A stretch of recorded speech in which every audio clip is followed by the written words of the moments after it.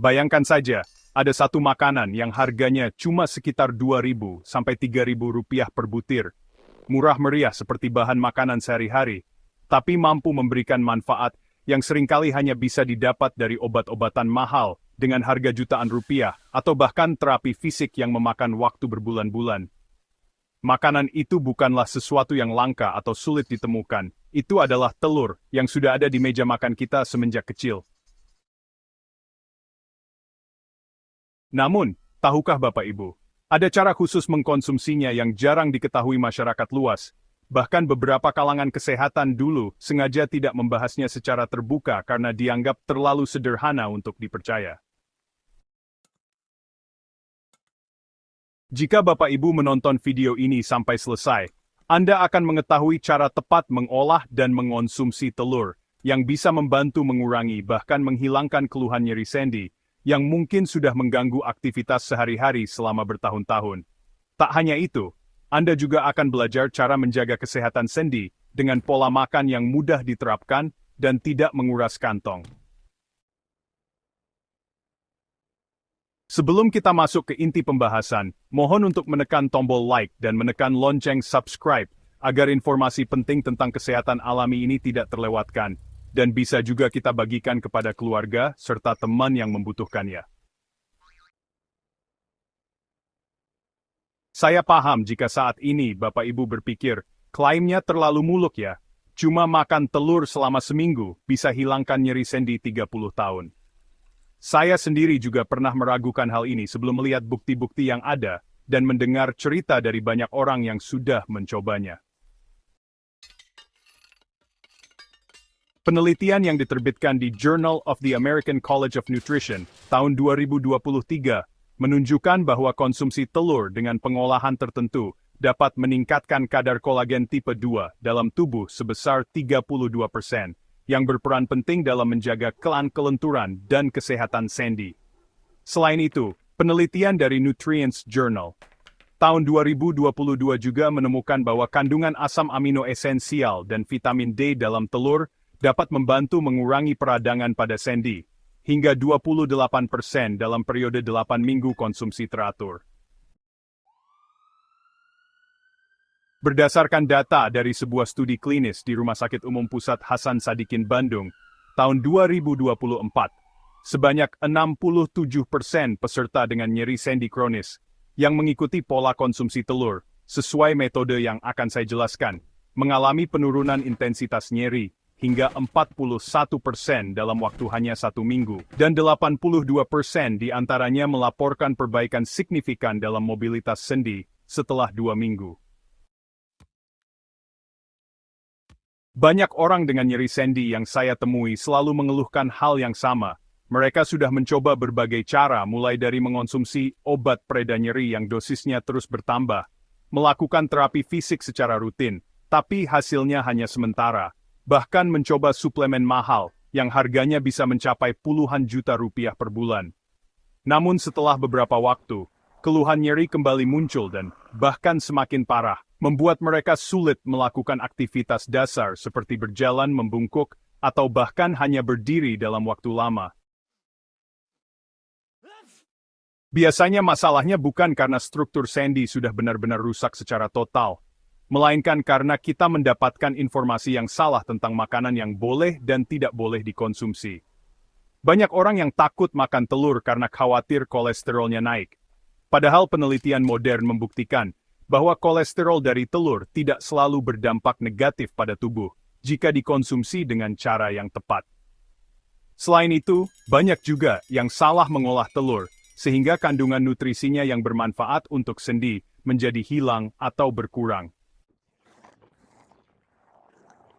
Saya sangat memahami betapa menyakitkannya rasanya harus hidup dengan nyeri sendi yang terus-menerus Bapak Ibu.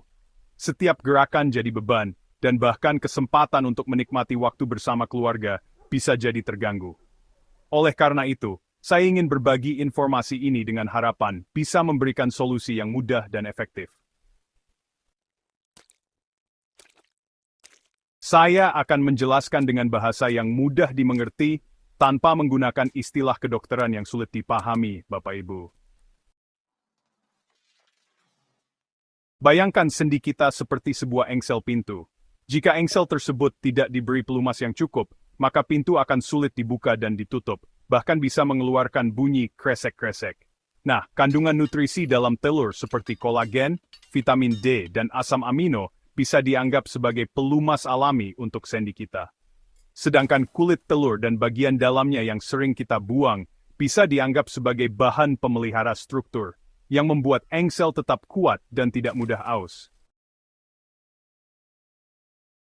Ketika kita mengonsumsi telur dengan cara yang tepat, yang akan saya jelaskan nanti, tubuh akan menyerap kolagen tipe 2 yang terkandung di dalamnya. Kolagen ini akan membantu memperbaiki jaringan tulang rawan di sendi yang mungkin sudah aus akibat usia atau aktivitas berlebih. Selain itu, vitamin D dalam telur membantu tubuh menyerap kalsium dengan lebih baik, sehingga tulang yang menyokong sendi menjadi lebih kuat. Asam amino seperti lisin dan arginin juga bekerja untuk mengurangi peradangan di sekitar sendi, yang menjadi penyebab utama munculnya rasa nyeri. Telur adalah bahan makanan lokal yang sangat mudah ditemukan di mana saja, mulai dari pasar tradisional, warung dekat rumah, hingga supermarket. Harganya juga sangat terjangkau, sehingga tidak akan menjadi beban bagi kantong keluarga. Kita bisa memilih telur ayam kampung atau telur ayam ras. Keduanya memiliki kandungan nutrisi yang baik untuk kesehatan sendi. Berikut adalah cara khusus mengolah dan mengonsumsi telur yang harus diperhatikan. Jangan mengupas kulit telur secara total. Kita akan menggunakan sebagian kulit telur yang sudah diolah dengan benar. Tidak dianjurkan untuk dijus atau diproses dengan suhu terlalu tinggi, lebih dari 100 derajat Celcius, karena hal ini bisa merusak kandungan nutrisinya. Cara mengolahnya adalah dengan merebus telur selama 7-8 menit saja, jadi tidak terlalu matang atau terlalu mentah. Setelah matang, biarkan dingin sebentar, lalu kupas sebagian kulit luarnya, dan sisakan lapisan kulit dalam yang tipis. Konsumsi telur ini 30 menit sebelum makan siang, atau 1 jam setelah makan pagi, agar nutrisinya bisa diserap tubuh dengan maksimal. Jangan mencampurkannya dengan makanan yang terlalu asin atau mengandung lemak jenuh tinggi, seperti gorengan saat konsumsi. Porsi yang disarankan adalah 2 butir telur per hari selama 7 hari berturut-turut. Setelah itu, bisa dikurangi menjadi 1 butir per hari sebagai pemeliharaan. Pastikan telur yang digunakan dalam kondisi segar dan berasal dari sumber yang terpercaya, agar keamanannya terjamin. Meskipun cara ini aman untuk sebagian besar orang, ada beberapa kelompok yang tidak disarankan mengikuti tips ini. Pertama, orang dengan gangguan ginjal kronis yang sedang dalam pengobatan khusus, karena kandungan protein dalam telur bisa menambah beban kerja ginjal. Kemudian, ibu hamil dan menyusui sebaiknya berkonsultasi terlebih dahulu dengan dokter atau bidan sebelum mengubah pola konsumsi makanan. Selain itu, orang yang memiliki alergi terhadap telur sepenuhnya tidak boleh mencoba cara ini. Dan terakhir, orang dengan penyakit kolesterol tinggi yang sudah dalam pengawasan dokter juga harus berkonsultasi terlebih dahulu, karena meskipun telur aman untuk sebagian besar orang, setiap kondisi tubuh memiliki kebutuhan yang berbeda. Ingat ya Bapak Ibu, hasil yang optimal tidak akan datang dalam sekejap.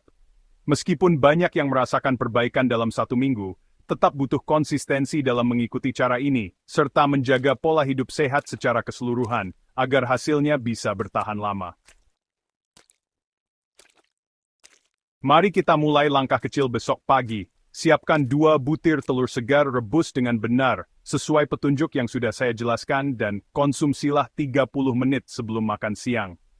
Rasakan sendiri perubahannya dalam beberapa hari ke depan. Semoga Allah Subhanahu wa Ta'ala memberikan kesehatan yang baik kepada kita semua, menghilangkan segala macam penyakit dan kesusahan, termasuk keluhan nyeri sendi yang mengganggu.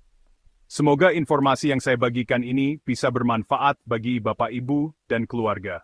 Amin ya Rabbal Alamin.